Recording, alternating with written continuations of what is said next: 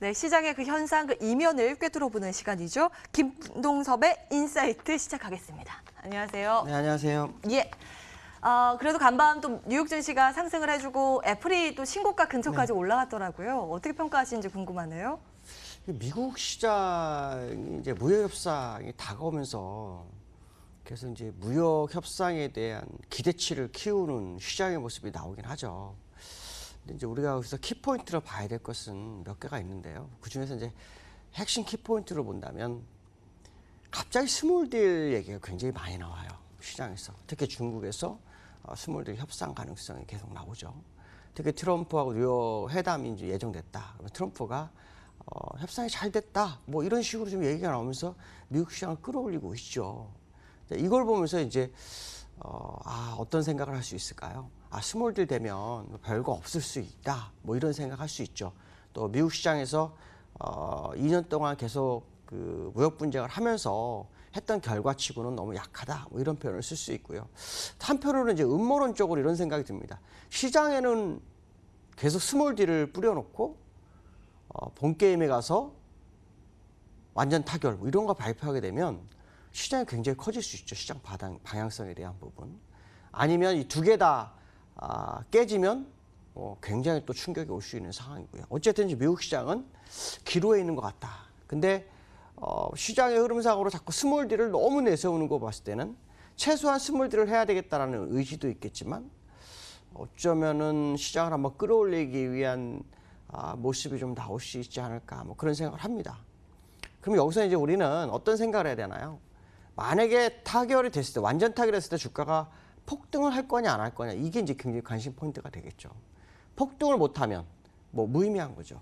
그러면 우리가 그런 거 있잖아요. 루머에 서서 뉴스에 팔아라. 그 격언이 또 맞아떨어질 수 있는 상황이죠.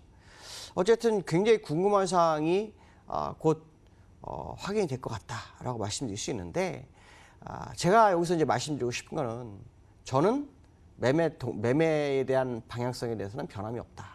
일단 꼭지라는 가정하에서 시장 접근을 계속 하시라고 말씀드리고 싶고 만약에 꼭지가 아니라면 지난번에 말씀드린 것처럼 이 선을 그어놨던 윗부분 27,600이거든요. 여기를 돌파한 28,200에서 양봉 하나 세워주는 거. 그거 보고 가도 늦지 않습니다. 그러면은 몇 포인트야? 이렇게 생각할 거예요. 한 거의 1000포인트 정도 되죠. 한 4%, 5%. 근데 그건 두려워할 게 없습니다. 왜냐? 여기서부터 여기까지 올라온 파동이 있어요. 파동인 상태에서 그래서 계속 흔들어가고 꼭지인 것처럼 보이면서 시간에서 응축시켰잖아요. 이 파동만큼 가야 되기 때문에 아무 상관이 없는 거예요. 오히려 확인사살 매매가 필요한 게 맞다라는 거죠. 그렇기 때문에 사실은 무역시장 때문에 글로벌 시장이 우리나라 시장도 올라오고 있지만 굳이 공격적인 매매가 바로 진행될 수 있는 소지는 아니라는 것을 한번 좀 생각해 봐야 되겠다. 자, 그렇기 때문에 어떤 결과가 나오는지 그 결과가 나왔을 때 미국이 어떤 반응을 보이는지 정말로 제가 생각한 음모론처럼 완전 타결로 바꿔가지고 이걸 뭐 치고 가는 방향을 준다든가 뭐 이런 모습을 보인다면 그거는 기분 좋게 따라가야겠죠. 어차피 파동은 하나 더 나올 테니까요. 근데 만약에 그렇지 않고 완전 타결 나왔는데도 별게 없고 또 스몰딜했는데도 별게 없다. 그러면은 리스크 관리를 100% 해야 되겠죠. 정말로. 왜냐하면 기대치가 거의 사라지는 거죠. 그럼 남은 것은 뭐가 남나요? 금리 인하밖에 없어요. 금리 인하. 근데 금리 인하도 사실은 어저께 제가 말씀 유동성, 단기 유동성을 이렇게 공급시켜주는데도 불구하고 시장은 거기에 영향이 별로 없어요. 그럼 금리 인하도 실질적으로 우리가 어떤 결과가 가져올지는 아무도 모른다. 그렇기 때문에 좀 더 결과를 좀 보시는 게 좋겠다. 아마 그런 말씀을 드리고 싶고요. 두 번째는 이제 우리나라 시장. 어저께 변동성 엄청났죠. 어저께 변동성 엄청났는데 오전에 그 외국인들 해외 선물에서 정말 변동성이 엄청나게 컸어요. 위로 아래로 막 플러스 마이너스 갔다 오고 마이너스도 1.5%까지도 갔었죠. 근데 제가 오늘 꼭 말씀드리고 싶은 건 뭐냐면 이 시장을 어저께도 바쳤던 힘은 하나밖에 없었습니다. 어저께 기관이었는데요. 기관 중에서 기금이 정말 꾸준히 삽니다. 기금이. 정말 이해할 수는 없는데 어쨌든 기금 입장에서는 공격적인 것을 한다? 그럼 이제 제가 기금이 왜 그럴까? 어떻게 보면 시장 방어적인 역할을 해야 된다라는 명분도 있을 수 있지만 그 명분 안에서 우리가 그래도 이제 뭔가 부빌 언덕이 있어야 할 거 아니겠어요? 생각을 해봤는데 이 연기금도 스몰 딜을 하나 보는 것 같고 또 하나는 아시겠지만 우리나라 금리 인하 가능성이 굉장히 커지고 있잖아요. 그러니까 이 부분에 대한 어느 정도의 어떤 방향성을 제시하면서 접근하는 것이 아니냐. 그렇지 않고는 굳이 연기금이 이렇게 공격적으로 지금 보시면 여기거든요. 제가 이제 요 부분인데 여기 지금 보시면 거의 다 빨간색이잖아요. 그것도 500억, 600억 사는 것도 아니고 1000억, 2000억, 3000억 막 이렇게 제끼는 그런 상황이 굉장히 오랜 기간 지속됐고 요 근래도 혼자서 방어를 했단 말이에요. 자, 이런 부분들을 감안한다면 연기금은 뭔가를 봤다라는 생각을 하는데 그게 아마 그 두 가지 외에는 이제 보이지가 않거든요. 근데 만약에 아까 첫 번째 뉴스에서 말씀드린 것처럼 만약에 미국에서 완전 타결하는데 별 의미가 없고 그리고 만약에 그게 아닌 다른 결과가 나왔을 때 저는 내년 트럼프 대선까지 끌고 갈 거라고 판단하고 있지만 만약에 정말로 시장에서 원하는 것도 됐는데 미국 시장이 못 갔다. 그렇게 되면은 이게 문제가 되죠. 어떤 문제가 될까요?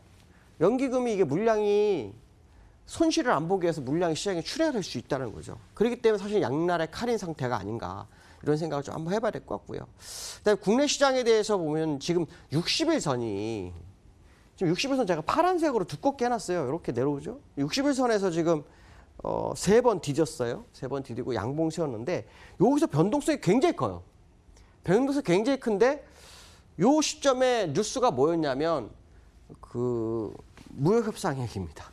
여기는 아니었고요. 여기서 무역협상 얘기가 나오면 뛰고 아니고 그러니까 미국 따라다니면서 하는 그런 모습이 나왔거든요. 그러니까 지금 현재 우리나라 시장에서 제가 아까 연기금이 되게 중요한데 연기금이 아마 시장 바라보는 것도 아마 무역협상이 아니었겠나. 그렇다면 만약에 단기적으로는 올라올 수 있는 공간이 있죠. 근데 후행 스패를 보시면 이 연장선에서 올라섰다가 지금 다시 회귀했다 올라오잖아요. 그러니까 만약에 가게 되면 이 정도가 나오니까 지난번에 말씀드렸지 2145가 만약에 정말 미국이 잘 돼서 시장도 끌어올리는 상황이 발생했고 그것이 연기금이나 기관 투자가들이 바라보는 관점이라면 그것이 미국에서 시세 분출을 줬을 때는 2145가 보일 수 있습니다. 근데 만약에 그렇지 않을 경우에는 좀 쉽지 않을 거다라는 생각 한번 더 해볼 필요성이 있을 것 같다라고 말씀드리고 싶습니다. 여기까지 하겠습니다. 감사합니다. 네, 조금 전 개장한 중국 증시는 어제에 이어서 또 상승을 하고 있습니다. 이 시각 현재 0.24% 오르고 있네요. 달러당 원화 가격이 1,190원 선이 깨지면서 시장의 부담도 덜어내는 모습이 이어집니다. 그런데 외국인들이 지금 현재 사고 있는 종목들 보니까 파워로직스, CJ ENM, 클래시스, BH 등의 순입니다. 그러니까 어떤 섹터나 지수에 베팅하고 있다기보다 개별주 위주로 담는 모습이 좀 특징적인데요. 종목별 차별화에 대한 전략 오늘 하루 꼼꼼히 챙겨가셔야겠습니다. 네, 오늘 준비된 순서는 여기까지입니다. 남은 오늘도 MTN과 함께 성공 투자하시길 바랍니다. 한 주간 함께해 주신 여러분 고맙습니다.